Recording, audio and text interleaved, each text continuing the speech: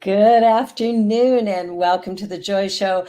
I'm Barbara Schreiner Trudell, and Joy is an acronym for just one U. And it is my great joy to interview people and to share ideas about living that authentic life. To begin today, I want to start with a land acknowledgement.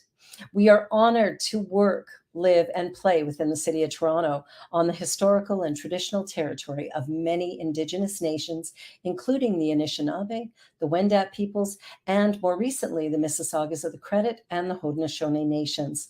And we acknowledge the diverse First Nation, Métis, and Inuit people from across Turtle Island. By making this acknowledgement, we strive to be allies and take an active part in reconciliation by honoring the land, the history, and the unique Indigenous heritage of our First People. This fosters our commitment to the recommendations set forth by the Truth and Reconciliation Commission. We recognize our oneness, we realize our history, and we choose to create a new reality. We are one. Miigwech. Well, my guest today is Benton Mcknight. He is a freelance videographer, photographer, writer, social activist, and he is a board member of the Toronto People with AIDS Foundation. He's currently completing a master's degree in communication and culture while furthering his support and participation in community arts practice. His interest is social justice and equity, and this has informed his years of involvement in volunteer work with local and community organizations in his home city of Toronto. And we serve on the PWA board together. That's how we got to know each other. Welcome, Benton. Thank you. Thank you. Yes, we Yeah. do. So glad you could be here. Now, part of your work is in the area of mental health. You work for an organization that supports people going through whatever they're going through. Yes. Coming off COVID in the last 3, 4 years, being in an environment like that, you really realize how devastating it has been for so many different peoples and different families. And you're trying to be there and to help people, through the work. But you also have your own personal experience of that devastation as well. Yeah. And and I think one of the good things that the good things about it is the fact that it has brought a lot of us closer together. It has helped a lot of us become much more aware and considerate of others around us, and put us in position where we can use the issues that are there to reconnect, ourselves to others, to our community, and to realize again the importance of family, not just from a biological perspective, but family as a community. Yeah, I think that's a really important one. And it's one of the things that's really struck me with our board at PWA Toronto. Like our board to me feels a bit like a family. Like we have grown together in interesting ways. And we've been on the board now a little over a year. And it seems like there's some really good stuff happening in the way that we support the community members of PWA. It's it's a realization of that. You're supporting the community members, yes, but it's also how we support each other. The whole Yeah. aspect that we are so diverse, that we come from different backgrounds, we come from different experiences, and in a sense it's almost like a microcosm of what needs to happen in the world, where Mhm. different people need to come together to really understand what the issues are. When we're dealing with whether it's racism or not, it's very Mhm. easy for people to feel that when the conversation starts, that one is being attacked and all that, and be on a board where you've got that diversity, where it allow us to have those conversations in let's call it a family setting. you know Yeah. I think that is very helpful, moving forward, and give us an idea of the work that we can then take out into the community, and Yeah. hopefully extend that into the wider aspect as well. Well, and it really does feel like a microcosm of the macro. Like when I look at the diversity of our board, which is really remarkable, the way that we communicate with one another's, the relationships that are developing, Right. and I look at the work that we've committed to, which is really really exciting. Yeah, I look at that and go, well, maybe we're the place where we create the model that can then go into corporations and other nonprofits and really begin to create that deep work that absolutely will end up with equity and oneness being like fully realized rather than, a little Yeah. bit talked about, but nobody's actually put their rubber to the road, right? And we're doing that. It's I think I pretty. think yeah, I think it's important that we look at it from that perspective, Mhm. because it is work. It's It it's is it's work. not anything that you can just gloss over, and No. it's not exactly going to be all fun work. There's going to be No, it some won't. painful moments in it as well, and Yeah. and I think the more we can look at it from that perspective, the more we can will most likely stay in a present moment of supporting each other Yeah. and learning together, working together to ensure that the foundations we're creating stays permanent and that we Yes. can build on it and move forward from there. Yeah, and I think, with the things that are happening with our group, when I look at, I mean, when we first came together, we had no idea. We were all from different places and different backgrounds and how's it going to work? We didn't know. But over the year, we have really anchored in some strong ideas, some really Mhm. big ideas. And what I love the most about it is that we seem to be able to commit to that work that is going to be difficult, and that's going to be kind of that unraveling our own inner biases, Right. because that's going to come up. There's going to be emotional stuff that's going to come up because I don't think we even know some of the areas where we might feel a bit biased one way or another. And in order to serve our community and then to expand this, uh, I'm going to say globally because, going to make a big vision Mhm. here.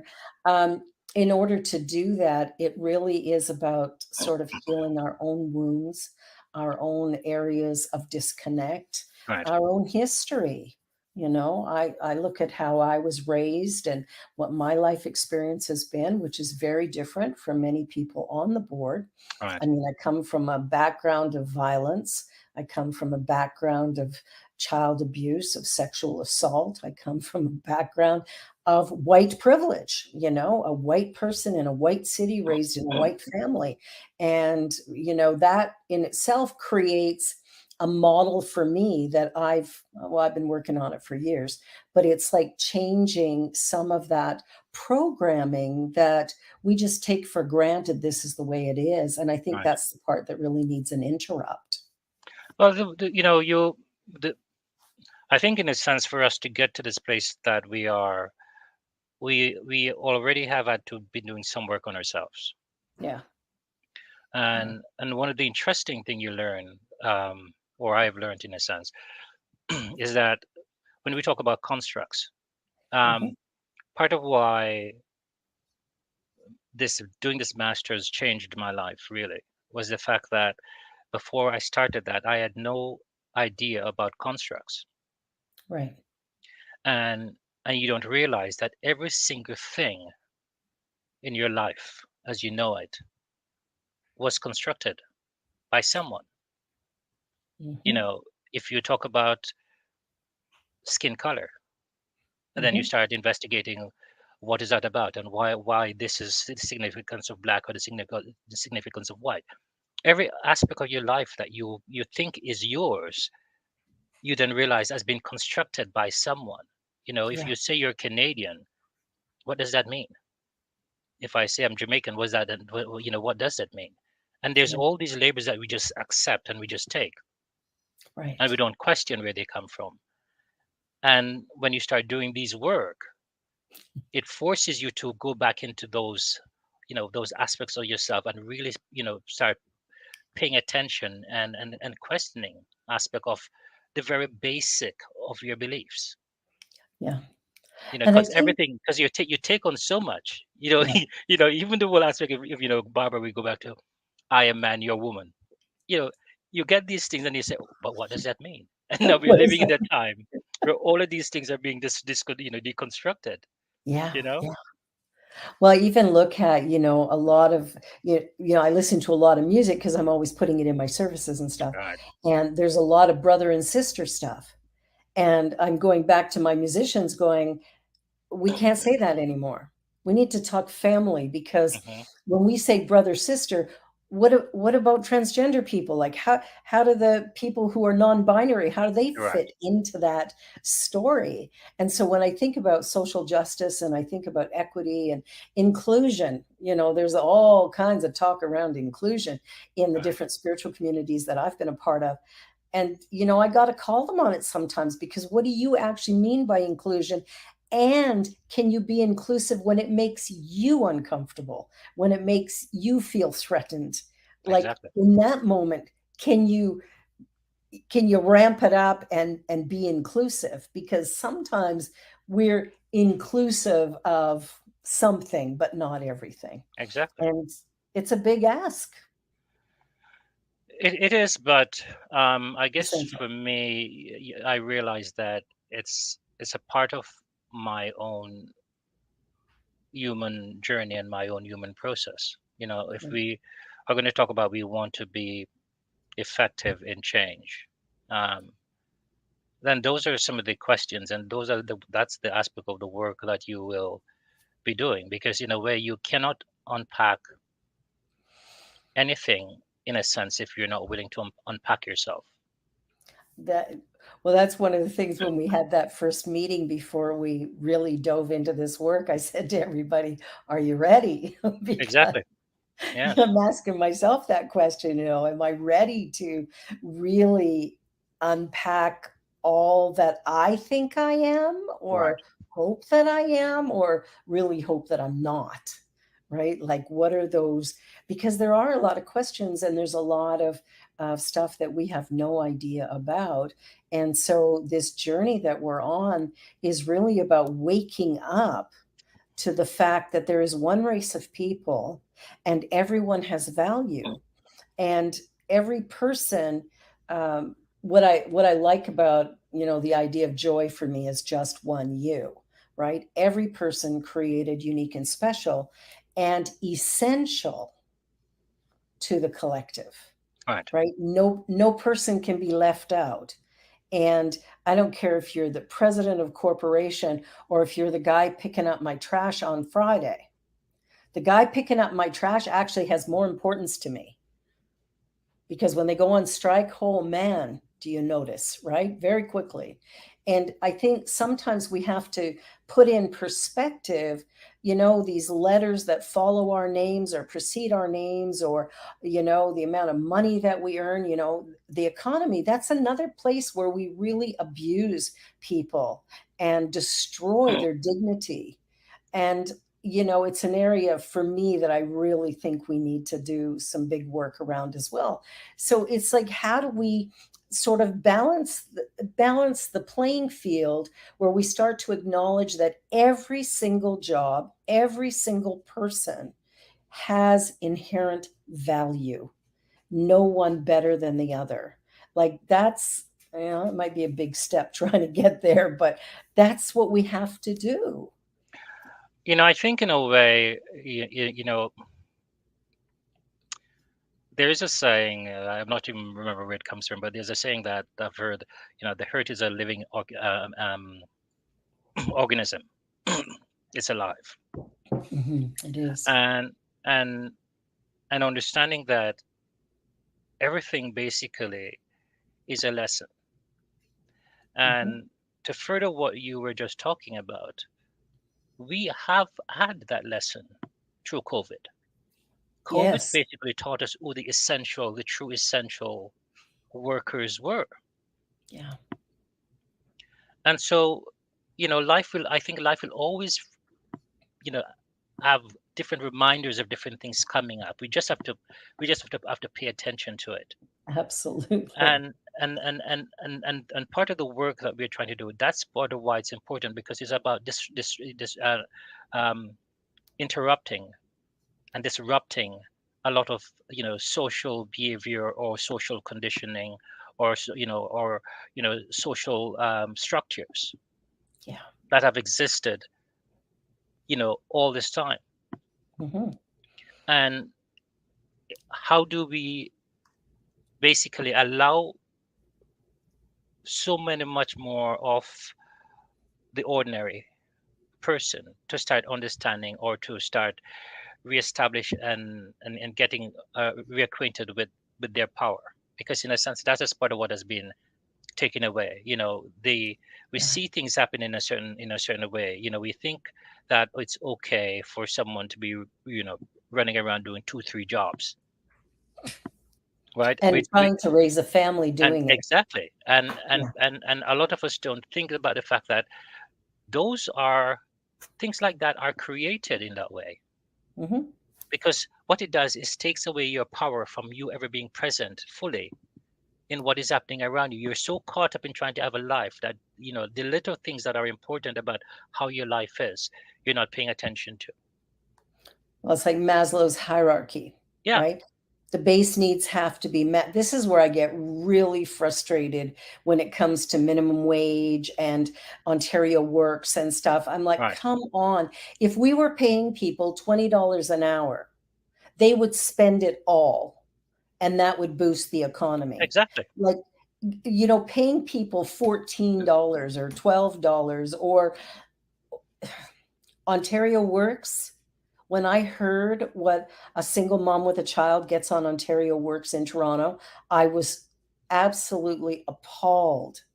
You can't rent a room for that, let alone feed a child and clothe a child. And like, it's You see, what are we what are we doing? well, it's not from a point of view that it's not, people don't know. And when I say people, I am sort of alluding to the people in power, the government, Yeah.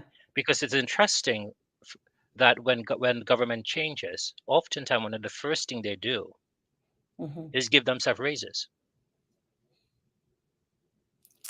Yeah. So if everything was equal and okay, why would they do that? So they know. Yeah. So it's also, I think, for a lot of us on the local level Hmm. to start paying much more attention. When I say back to the power that we have, because in a sense, if this is the situation out there, then why are we electing these people Exactly. to recreate these things? Yeah. You know, like, it's a very fascinating thing when you think about what is it that makes us think that a very rich person, and not to say that they're not maybe rich people who have a heart and a mind and a soul, but what is it Mhm. that makes us think that rich people are the best people for us to put in position of power, as if we feel that they're going to truly represent the ordinary. They can't because they don't understand it. They're disconnected from it. They're disconnected. Absolutely. And so Absolutely. when we're talking about aspect of power, these are the conversation we need to start having on a grassroots level, Hmm. for us to reconnect to the point that, as people will point out all the time, it's the people. The power is in the people, It is. but it's what we need to remember. Yeah. And it's That's why about how all do of we come the together. It's about how do we come together yeah. to start, doing the work to support each other, to understand, because a big part of Yeah. that is the lack of education. And again, people have to realize that's intentional. It's not, it's Absolutely. not just accidental. It's intentional. It's So intentional. And when you look at the curriculum in the schools, it's sorely missing. Like what's really neat, have you ever taken a math class where they taught you to reconcile your bank account? no, Of course not. That would be a no, useful thing. Or how about communication? How do we communicate in conflict? Nobody exactly, teaches that. exactly. Personal empowerment, well, that's definitely not gonna be taught. Hmm. And I think if we can, I've often said, what we've missed out on is that the masses have the power. It's just they forgot. So even in my vision statement with my spiritual center, it's, you know, transforming lives through the emergence of the Right. sacred, authentic self. Because as we come to understand how unique and special and remarkable we are, what Right. happens is then we feel empowered. When we feel empowered, we can stand up and take action. But while we're feeling victimized and small and limited, we have no dignity, we have no self respect because somebody's, treating us less than human. But Barbara, as part of that whole thing, think about the fact that as a society, you know, basically the biggest lie that we have bought into is that we're different. Exactly. And Yeah. the power of that lie, Hmm. and how Yeah. we don't realize that buying into that allows certain aspect of the society to control our behavior. Yes. Because as long as we can we can keep blaming each other for whatever the issues are, we're not going to look to see where what's the real issue that's happening. Yeah. And so it comes back to that, to me, that big lie that we're so different. Yeah. We're the you know same. when exactly. And We're the same. I think if we can get back to a place where we start trusting that and believing in that again, Yeah. that to me is maybe a great place to start, because we realize Yeah. that color is not it's not, in a sense, it's not a real aspect, in a sense of No. anything that defines us as human beings. No. But again, it's all of these things that have been constructed with an intention to destabilize us. And I think getting beyond that is maybe the most important thing, if we can get back to a place of understanding we all are basically one. And again, Yeah. if we can choose to stand in a place of love. Well, and I think that's what we're doing at PWA, which really thrills me to no end, is we have this beautiful diverse group Right. who have decided to walk together on a path that's going to be pretty rocky, I think. But it's done with such respect. It's done with such consideration of each other and the community we serve that I think we're going to be a model for something so much bigger that maybe we can become a model for the city of Toronto, and then from there the country of Canada. And but you're right, we have to accept our oneness. We all want the same things. I interviewed Santa Claus last week, and what Santa said is, we all want to be loved. We all want to love. We want to feel appreciated and respected, right? We Right. all want the same things. And coming to that place of really honoring where we are and where we're headed. um, we got some work to do, but I'm we excited to do it. we got some work to do, and but part of what I became very aware of, um, when I realized this work was going to happen, um, because you cannot take yourself out of the equation. No. It's the realization that, in a sense, we can talk about what is it that we want, um, but at the same particular point, like a simple aspect, you could ask a person, "Do you love yourself?" and the answer is going to be yes. Yeah, And then you say, "But if you love yourself, then why are you doing these things to yourself?" exactly. And so you realize that we cannot take the self out of the equation. Everything that we're going to be doing, or we want to do for the rest of the world, we have got to be willing to do that for ourselves. And Yeah. so if we don't really know how to love and appreciate ourselves, then how do we give that gift to someone else? And so part of the work, when we're deciding that we're going to be working on this as a collective, it's also when we talk about opening up ourselves, that's the work that we have to do on It is ourselves the as work. well.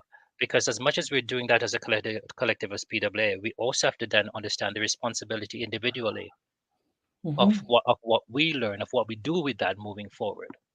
Yeah. And that's why I find it so multi-layered, because as much as you're disrupting and and getting an understanding, it's about the same impact that we're having as a collective, the same impact we're basically having individually on ourselves. And unless those two things are working cohesively together, we're not going to succeed. Exactly. And I think that for me is the big one. It's something I've been working on for years. And I think that in order for us to move forward, that's going to have to be the deep work. And I think that's where we find separation, is that few people at this point seem really willing in our world today to do that self-reflective work, to do that, acknowledging or healing of whatever harm has happened in their life, or how they've taken on ideas of limitation, that all of that has to be unpacked. And that's going to Mhm. be the work that is going to be a little bit stretching for us, You see, because we don't know what we're going to find yet. everybody, if we we do understand that race is a construct, right? Yep. But within each race, Hmm. then we have to start doing that deconstruction, because part of the problem in each of our different races is the fact of a certain belief that there is not part of the scarcity mentality is that there's not Yes. enough, there will never be Yes. enough. And Yeah. so within the Another races lie. itself, right, then Mhm. you have people, I'm getting mine. It's like, Yes. for instance, right, um, from a Black perspective, Yeah. I go back to the Colin Kaepernick situation, Hmm. right? Here is a moment where you have a league where over 75% of this league are Black men. Hmm. And this situation in the States has been happening for generations. And so this person decided, I'm going to take a knee to bring attention to this. Yeah. Now, as a collective, if we were, as say the guys in the football league, if they were aware, they would have Hmm. realized this is a pivotal moment, that if all of us came together and said, we all are taking a knee, Yes. what were the owners going to do? They couldn't shut down the league. They would force them to come to the table to really work on some meaningful changes. Yeah. But as long as you can have division in that time, say, well, no, I'm just going to look about mine. I'm just want, I don't care what the social. I'm just going to focus on what I can get mine. I want mine. As long as we can have these situations happening within the races, Yes. again, it's the conditioning that forces us to make some to put us in a place where we'll never advance, because we will never come together. We'll never look at things from a unified perspective, as this is a moment for us to really come together for each other. And And that's what so, we have to yeah, do. and so when you basically look at the work that needs to be done, Yeah. apart from, if you're going to talk about the issues between blacks and whites and Chinese and Asian and all that, but we also have to look at the work that needs to be done individually, the healing that needs to be done within Mhm. the races themselves, to Oh, be able yeah, to within move our to move families. forward. Exactly. you Yeah, know everything. all of this is so multi-layered when you look at it. It is. you know We've taken on a big job. well, but it's not an option we have, in a sense. It's not an It's not an option. It option. is not It's an not an option. option We we have have. to do it. If we're Yeah, thinking about, because I think we have really gotten to a place now where we're realizing that our ignorance is really doing damage to the planet. it is at every level. On It's that note, we're going to take a little commercial break. okay. Will only be a minute, so don't go away, anybody. You're watching The Joy Show, and I'm here with my wonderful guest, Benton Mcknight, and we're going to be back with a whole lot more conversation, so stick around.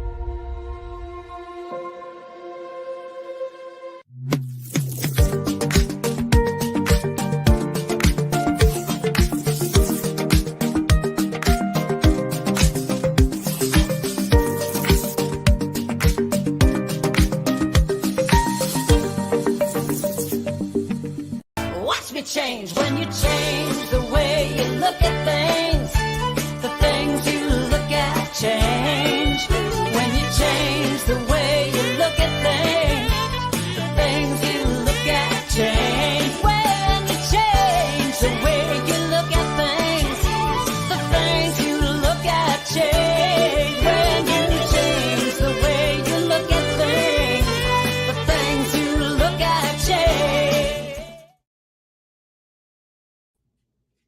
Oh, this is the Joy Show. I'm Barbara Schreiner Trudell, and my guest today is Benton Mcknight. Well, Benton, we're definitely. I don't know if we're solving problems or, but I think we're illuminating them. I think that's a good step. And we just had an advertisement for Spirit Cafe. I'm gonna have to get you on there as well. Courageous conversations for changing times is what we do on that show. We talk But about you know, everything.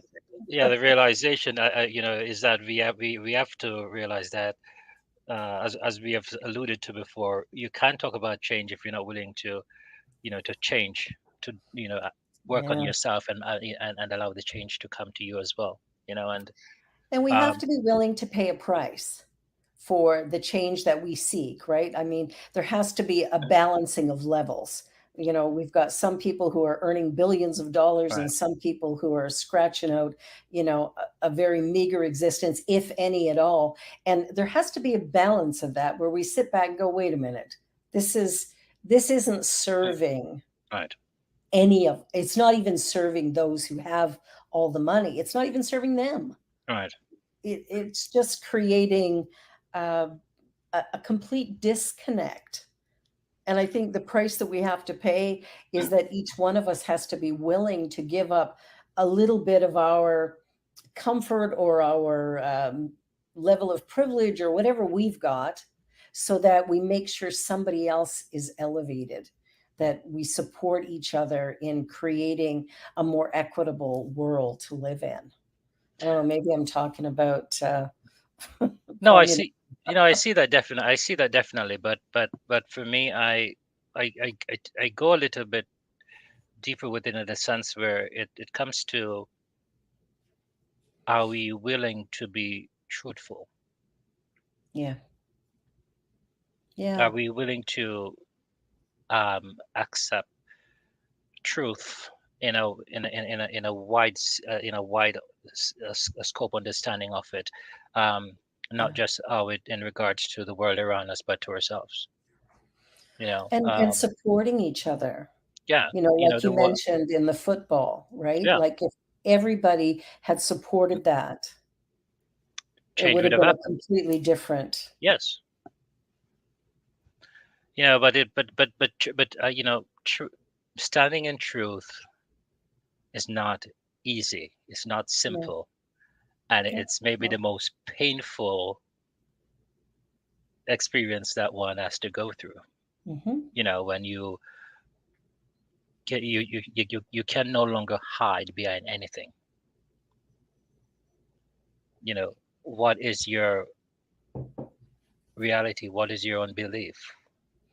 Even when we talk about simple things, again, if we're going to talk about love, Hmm. you know how do we love? When do we love? Who do we choose to love? We have moments, for instance, where we're on the street basically, and we could see someone in need, Hmm. and we basically feel moved to give that person Hmm. something. And Yeah. then there are the moments where and we just don't feel like we're not giving. you know Yeah.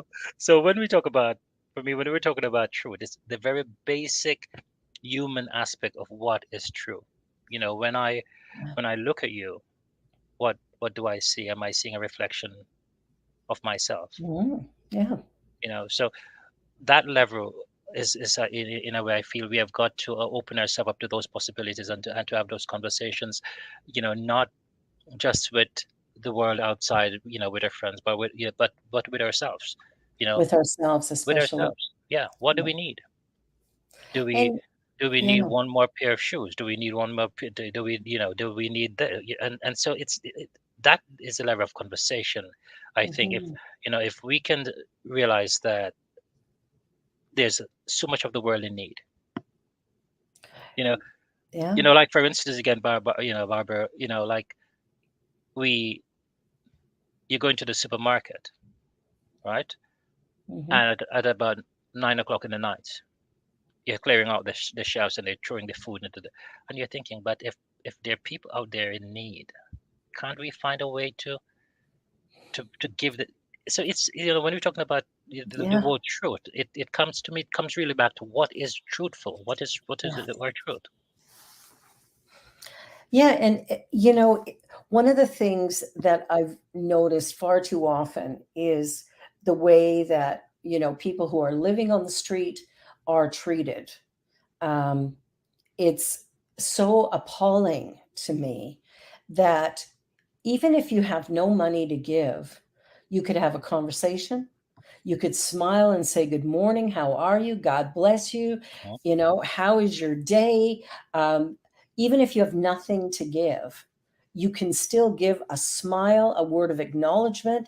You can connect. This is a human being Right. in front of you but by the grace of God, it isn't you, right? Because it could be, right? Hmm. I mean, I met a woman in Calgary a year and a half ago when I was visiting my son, and we're walking along the Stephen Avenue Mall, which is an outdoor mall, and this woman is pushing, a shopping cart with her possessions, and so she was asking for money. I, went and gave her the change that I had and started to chat with her, and she was like, kind of like, "Why are you being nice to me?" And I was like, "Well, what do you mean?" She said, "People spit at me and tell me to go get a job." And I said, "Honey, I'm so sorry you go through that." And I said, "I'm going to be nice to you because I could be you." And I know that. I know that without a doubt. I've had times of poverty in my life. I know how hard it can be. And to be treated disrespectfully because you've lost everything, how is that? This is where we need to interrupt our stories and like you said, we have to really go deep and find truth within ourselves. Yeah.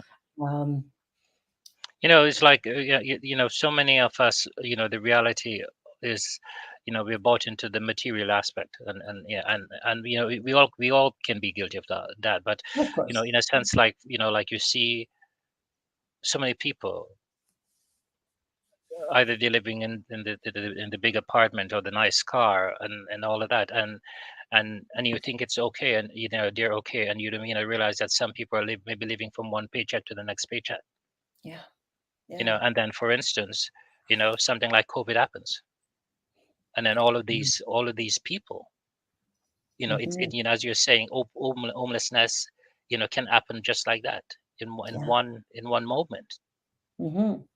And it was interesting through COVID when all of a sudden you'd go to the stores and you couldn't buy the necessities that you were accustomed to buying, Hmm. and how that really interrupted our paradigm a little bit, where all of a sudden we have to look at, what do I really need, right? Hmm. I've- I think I need all of this stuff, but the truth is, what do I really need? And that all of a sudden becomes painfully obvious. And Hmm. look at what happened to the environment when we got locked in. It flourished. you The know human being has a lot to learn no, about exactly. No, collaboration. no, exactly. There was this saying that came out, the fact that, you know we cannot survive without the earth, but the earth Right. can survive without us. Oh, it can flourish without Exactly. Exactly. us. That for me was a really, it was something that I knew, and yet to see it was, just so remarkable because you couldn't ignore it. All of a sudden, wildlife is everywhere, and the trees and everything are doing wonderfully. And everything. Hmm. I think the Earth created this pandemic to interrupt the human machine so that we could learn to live differently. And I think that's what we need to do is figure out, I hear more and more people talking about downsizing and scaling back, Right. and that we really need so little. And if we were to, sort of change the way we live and the way we consume, what a difference that would make in really short order, actually. That, but as you said, that that's part of what in a sense COVID showed us in a way, Yeah. you know, and that it doesn't have to, there's lots. One of the interesting thing for me, um, you know, it's like there's things that I'm learning, and there are things that I'm aware of. There are things that I can say, yes, I sort of know certain things, right? Yeah. But one of the stark awareness, um, is the older I get, in a way, the more I realize I know nothing. Yes, I'm with you. Yeah, my birthday is w- today, Friday is my Right, birthday. And as a senior citizen, I'm like, it's so funny the government pays me to exist, right, which makes me giggle when I get my right. old security. But looking at life and what I thought I needed or wanted in my youth compared to what I need and want now, it's like night and day. Oh, it is. It is. It's like, we have these conversations, like for instance, when you can remember when you were growing up, right? You Yeah, could you could basically name the planets on your on one on your two, and we know what the planets were, right? That's all exactly. we know. This is what we know. Yeah, Try yeah. naming the planets now. Oh, Earth. It's what do we truly know about outer space? What do we Yeah, truly know about the sea? What do we truly know about the herbs? And yes, we can say we know certain things, right? yeah. But what we are learning every day makes us realize it's maybe a tip of the iceberg We know very of little. exactly, Yeah, yeah. you One of know the things I like to tell my students is the very best thing in the world you can be is teachable. exactly, If exactly, that's what you aspire to, you will do well in the world and with humanity because every person we meet is an opportunity to discover something about them, right? This is why I love photography. When I look at pictures of the right. human face, I just, the wrinkles, the lines, the character, it's like it's so rich that it's almost like you can see the life that the person has had based on their skin and it's so beautiful. And I it's my favorite thing of all is pictures of people. But in a way, it's maybe no different than when you hear aspect of these scientists talk about tree rings, right? When you cut the tree and you start, Yeah, you start seeing it's a similar thing. it is. I think every aspect of life has that. Yeah. For instance, we don't even think about a stone, No. and the hundreds of years it takes to evolve and all that. But I think that's a process that is, in every aspect of life, that's a part of the process. And like even for me, one of the things I really enjoy, um, is whether it's on Facebook or whether it's wherever. But like for instance, when you see these videos of these animals, right? Animals that are not supposed to coexist together, that are not supposed to, Yes. be friendly with each other, and they are, And and they are. it makes me realize that as human beings, we Yeah. are basically the most arrogant animal. And in a sense, the fact that we don't know, again, we come back to not knowing, we don't know very much about these animals either. That's true. You know, they have their own language, they have their own systems. It makes us realize that, we are maybe the most ignorant Well, look at when of that all. tsunami hit Thailand. Where were the animals? They That, left the beach. oh, yeah, They went to higher ground. They saw what was coming long exactly, before. exactly, And we exactly, have that intuition, we have that intuitive knowing, but it's been trained out of us. It's just like when people exactly. are teaching their children stranger danger. Hmm. I did not teach my child that. I taught her, you have a knowing inside of you. And if you feel bad around somebody, leave, get Right. away. And that idea of teaching people to be afraid of everybody, like what kind of What's good does that serve? Most It people it at the serves core are good. it serves a good. It does. It serves a How do good. we Again, control the masses? exactly, Fear, fear, fear, fear. exactly. Yeah, It's maybe something I realized that it doesn't matter what you're feeling. yeah, It's almost as if when you strip it all down to the very base, yeah, what you find is fear. Everything is fear of something that yeah. conditions, aspect of our behavior in every single way. And fear really, I heard an acronym a long time ago, which I think came out of a book called The Course in Miracles, false evidence appearing real. Exactly, And when I exactly. look at that, I go, yeah, most of what we fear has no real truth to it. It has no meat on its bones. It is simply an idea that's been implanted in Hmm. our minds through media, through the way we've been conditioned in our school system. Everything is about fear. If we can keep the majority fearful enough, we can control everything they do. That's a part of the process, and Of and and course. and when we're talking about disrupting, those are the aspects we have got to understand, that these are the things that we're talking about disrupting in a sense. Yeah. um, not just outside of ourselves, but even our own inner or on affairs that we also have, because Yeah. a lot of that is so deep seated, Mhm. um, that the level of work it takes to maybe get there, of putting it out of ourselves, and so Yeah.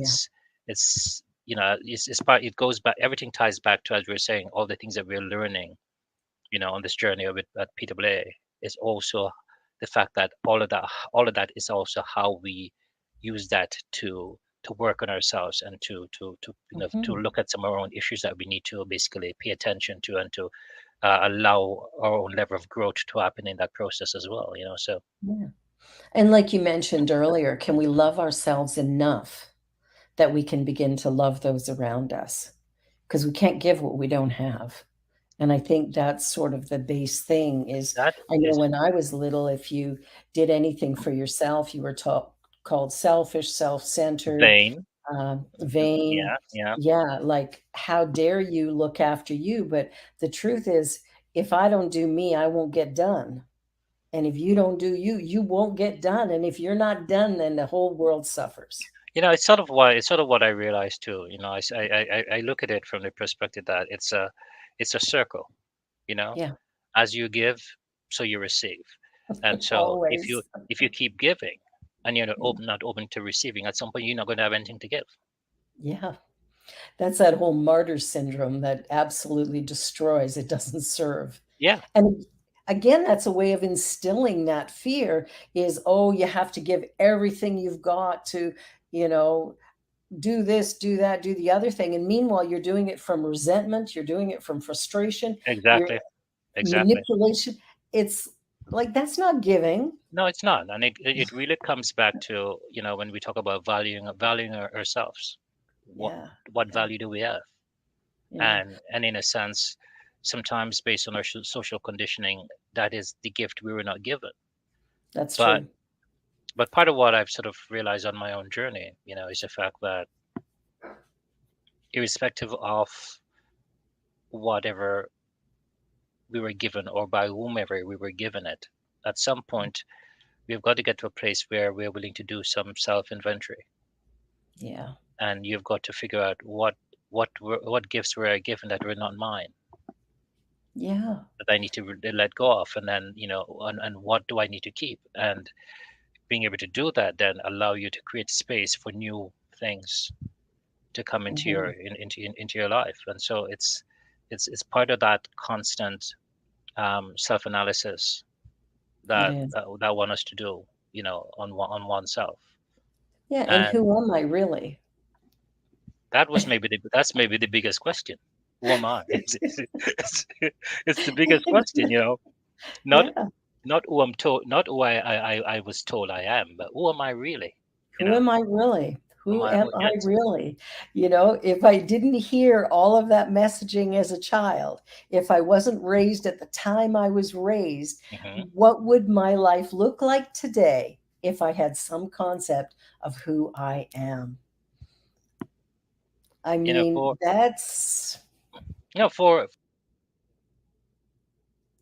Oh, I think we lost Benton there, Justin. I'm hoping he'll come right back. But the conversation we're having is so rich.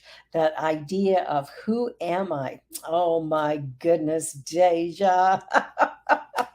Thank you, sweetie. That's beautiful. Well, hopefully Benton will be right back. But as we come to getting near. Here we go. Here he is, right in the middle of your sentence. yeah, Uh, I'm trying to remember what I was about to say now. Yes, I but got interrupted by a birthday cake, so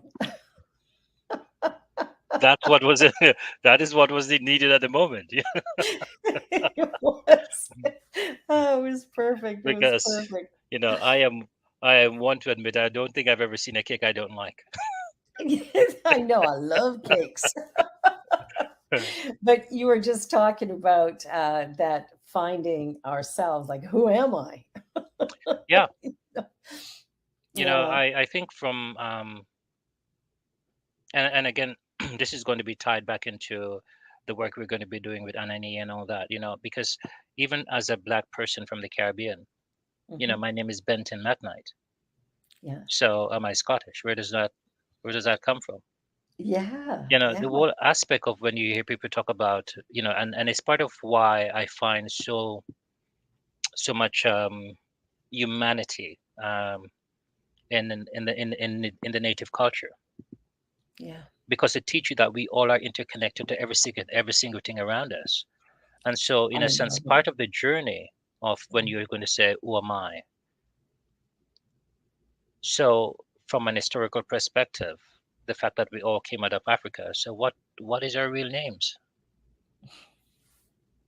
Because Exact because it's that's understanding that exactly all of right. this is a construct again. So, Every who am I? little Who am bit I? of it. Who am I, who am I really?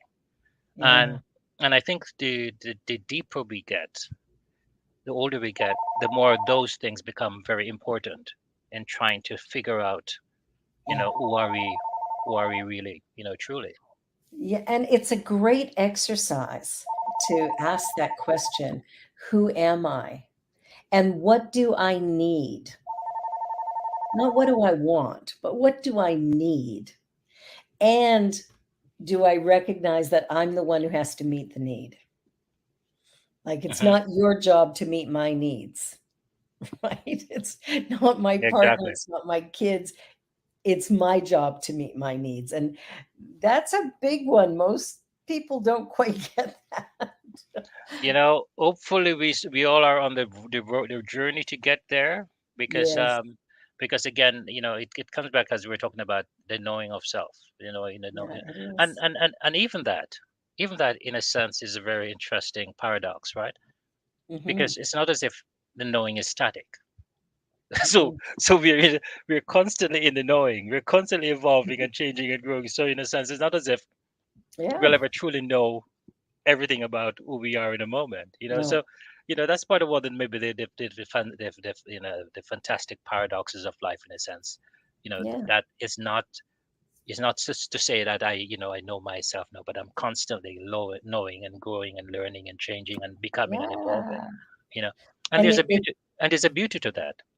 oh, it's There's exciting. a beauty to that, yes. Yeah. Life is evolving and moving. I think, when I think about why we're here, because people ask me that sometimes, like, why am I here? What is the point of all this? And I said, we're here to live. We're not here to put in time to death. Interesting concept, but I don't think it's a good one. But Hmm. we're here to live. And that means there's going to be ups and downs. There's going to be bumps in the road. There's going to be opportunities for elation and some for devastation. And all of it is going to serve somehow to create experience, which is what life is. It's one experience after another. And Right. we're just journeying along, right? But if we can also remember, because sometimes we feel that a lot of the things that are happening are outside of ourselves, and to an aspect, a lot of it is. Yeah, But we also have to be very aware of also that a lot of these things we are also creating a lot of these things. absolutely. We are. And so I think if we can understand get back to a place of understanding our responsibility to ourselves. Yeah. I One think of if the we can do that, it will allow us to reconnect to our responsibilities to everything else around us in a sense. Absolutely. Well, that's where the oneness is really, that's how we build bridges to oneness, is Right. that the truth is we are all connected, that really the world is an energy system and we're a part of that energy system. So the connection is already made. We just have chosen to ignore it. Yeah. And, Well, as we come to remember, we can y- create a shift. no, I use this analogy with some of my friends. And again, it's like, for instance, when you say sitting inside your house, or wherever you are, at night, for instance, and say you look out and you see a big apartment building, right? And you see all these square blocks with light in it, right? And in every square block is a family or a person or whatever, right? Yeah. But the source of the energy is one source, One source. and we are all using it in our own way, Exactly. and so I look to life for those little things to remind me Yeah. that we are interconnected, Yeah. or even, Yeah. Barbara, think about the fact that I'm sure we all have come up with, situations, for instance, where, you may have an idea. I Mhm. remember, like years ago when all of a sudden, painted jeans came out, and I'm thinking, "Yeah, but I was doing this, or I was doing this before this came out."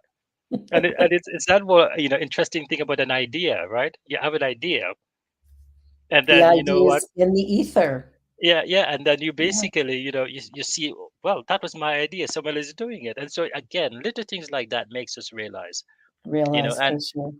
yeah, Well, this and has been we're at the end of our time, if you can believe it already. This has been fantastic. Benton, you are a remarkable guest. I'm so grateful that you said yes. And I hope you'll come back. I hope you'll do Spirit Cafe with us. I will, Oh, and that would be yeah, awesome. I I will, and we're will. and we're going to come back basically because we will have to talk about, as we journey through that process of PWA, we will have to talk about that too. We will for We will, sure. right. Thank you so much for saying yes. You've been watching The Joy Show. I'm Barbara Schreiner Trudell. This is my friend Benton Mcknight, twisting my words here. And I hope you're going to like, share, and subscribe. And we'll be back again next week. So stay tuned for more fun and games. Bye, everyone. Bye, Benton. Bye bye. On behalf of everyone at New Thought Media Network, thank you for being a member of our virtual family. Your financial contributions help share the New Thought message with people from around the world. Please visit and contribute at www.ntmedia.org/donate. New Thought Media Network, come be you. And please like, share, and subscribe. Until next time.